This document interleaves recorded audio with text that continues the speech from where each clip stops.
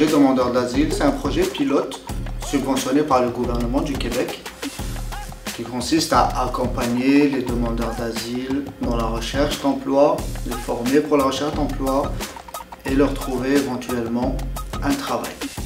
Il y a certaines conditions pour être admissible au projet.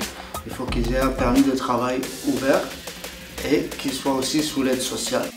On évalue leurs besoins, on voit un petit peu leur profil, comment on pourrait les aider de la meilleure manière possible. Et puis après ça, on commence le travail avec eux. On a pris 2 semaines de formation, comment il faut faire le CV. Et la 3e semaine, elle m'a appelé que vraiment il y a une opportunité si je suis prête à déménager. Il dit qu'il n'y a pas de souci, nous on est venu ici, c'est pour trouver du boulot. Donc à Montréal, c'était pas du tout facile. Il y a une évolution par rapport à ce que j'étais avant.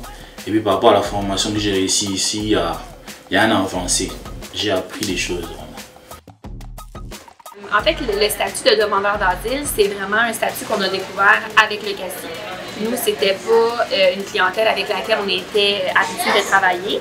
Quand on s'est rendu compte qu'ils ont des permis de travail ouverts, c'est pour ça que pour nous, c'est devenu très intéressant parce qu'avec un permis comme ça nous permet de leur offrir une plus large spectre d'emploi. Ça nous permet de leur donner des promotions, des faire avancer au sein de l'entreprise.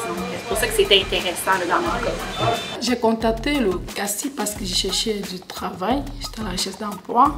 J'avais déjà fait 6 mois sur le territoire canadien sans emploi. Si je suis à la caisse, je nettoie, je fais tout, c'est tout.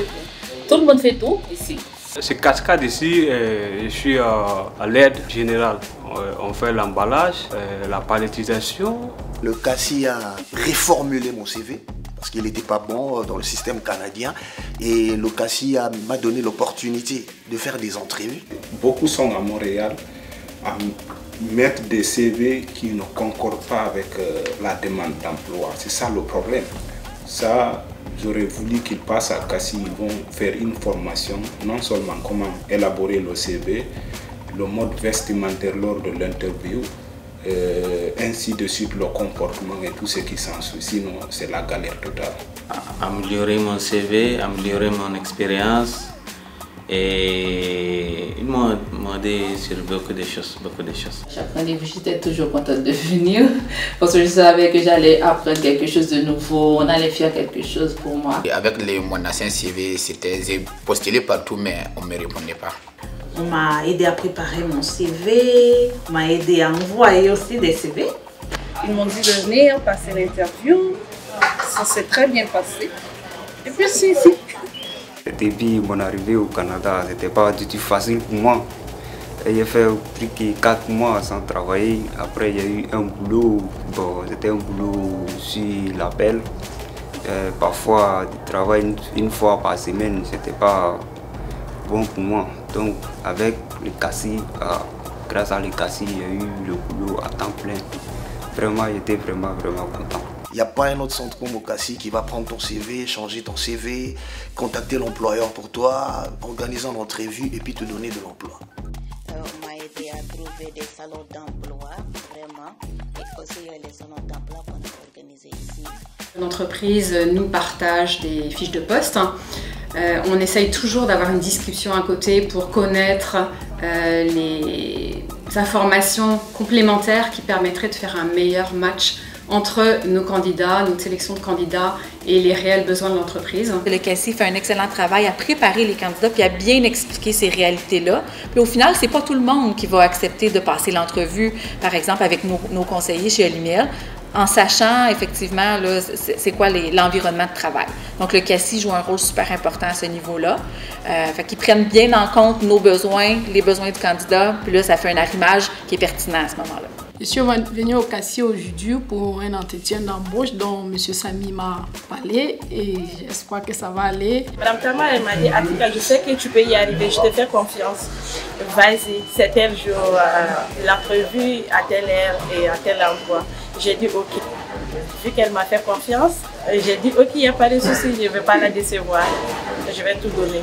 Et puis pour s'assurer que tout le processus de recherche d'emploi est bien assimilé par les demandeurs d'asile.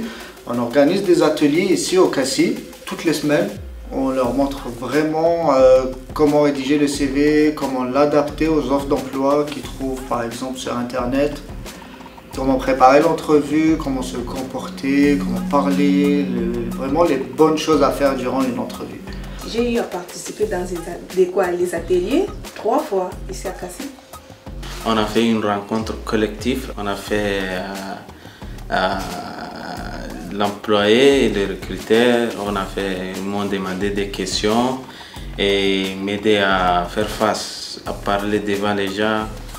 Il ne faut pas être stressé, il ne faut pas être timide. Pour mon installation, l'employeur m'a offert le déménagement gratuit et aussi 1 mois de loyer gratuit aussi. Et on nous a aussi donné 150 $ pour nos épiceries. Et donc c'était très bien, la maison est très bien, spacieuse, elle est tout équipée. Donc, il manquait vraiment rien. On paye aussi pour la formation, on leur donne un beau 25 heures de formation pour qu'ils soient vraiment prêts à commencer. L'uniforme aussi, elle est gratuite. On a aussi le programme d'assurance collective qui leur sont offerts. Donc, on a beaucoup d'avantages à leur offrir.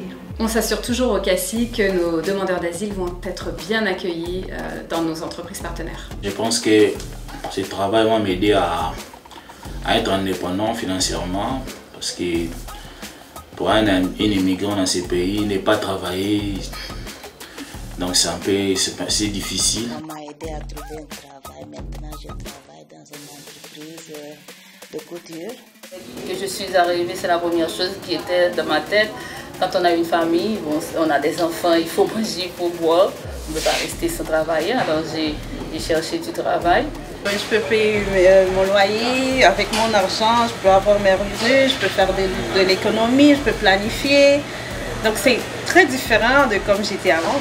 Quand on est arrivé, il y avait le stress, tu n'as pas de boulot, tu ne peux pas dormir, tu as du mal à dormir. Tant que tu ne travailles pas, tu vas payer comment tes loyers, les factures. C'est quand même facile de m'avoir trouvé du boulot.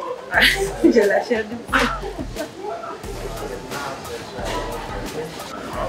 Pour le moment, je me sens bien à l'aise ici. C'est l'émotion. Mais c'est ce travail, Je dirais que c'était pas facile de quitter Montréal et venir à Rivière-du-Loup. Et arriver sur place, l'intégration, déjà on a été très bien accueillis. Ils nous ont ouvert les bras au fait. Et sur place, j'ai eu une nouvelle famille. J'ai fait connaissance avec d'autres nationalités et tout. Et l'ambiance, elle est géniale. Personnellement, j'aime vivre dans les campagnes comme Kinsey Falls. Ici, c'est bien. Tout est tranquille. Dès mon arrivée, je n'ai pas eu de difficultés à m'intégrer. Et même après ça, on a une période de suivi post-participation pour le maintien en emploi. CACI continue, il fait la suivi de nous appeler. Est-ce que le boulot ça va? Vous êtes toujours à Olimel présentement? Ils m'ont déjà appelé 2 fois si je ne me trompe pas. Depuis que je travaille avec Cascade, le CACI m'a appelé, m'a conseillé Tama. Demander des nouvelles, comment ça se passe. Mon conseiller en employabilité chez CACI ne cesse de m'envoyer, de faire un partage des emails. Il a ce souci-là de me savoir en bonne et due forme et d'apprendre au moins comment j'évolue ici déjà. J'ai commencé aussi ouvrage général et c'est par rapport, ils m'ont proposé le poste d'opérateur hydraulique. Et je suis partie faire la formation. Par après, j'ai aimé le poste. On vise à avoir avec ces personnes-là qui ont quitté leur pays pour des raisons difficiles, c'est tendre la main pour leur donner une première chance, mais on le voit à long terme. Pour nous, ce sont des gens qu'on souhaite pouvoir garder aussi longtemps qu'ils le désirent. Ces gens-là ne sont pas un fardeau. Ces gens-là, ils n'ont pas eu le choix, je parle notamment pour les demandeurs d'asile, de quitter leur pays parce que des contraintes, à la limite, pour leur vie, venir s'installer, font des efforts incroyables, ces gens-là, pour s'intégrer. On est en région, donc c'est facilitant sur l'intégration. Ils vivent le vrai Québec, on va dire ça comme ça. Puis ces gens-là, c'est une opportunité pour nous, puis pour eux, de venir s'installer, puis de gagner leur vie décemment, puis d'élever leurs enfants et leur famille en sécurité, avec un emploi stable, puis ils contribuent à l'économie. C'est pas un fardeau, c'est une opportunité. Il y a des belles histoires comme ça là, de gens qui ont réussi par leur talent puis leur engagement à partir de loin. Hein.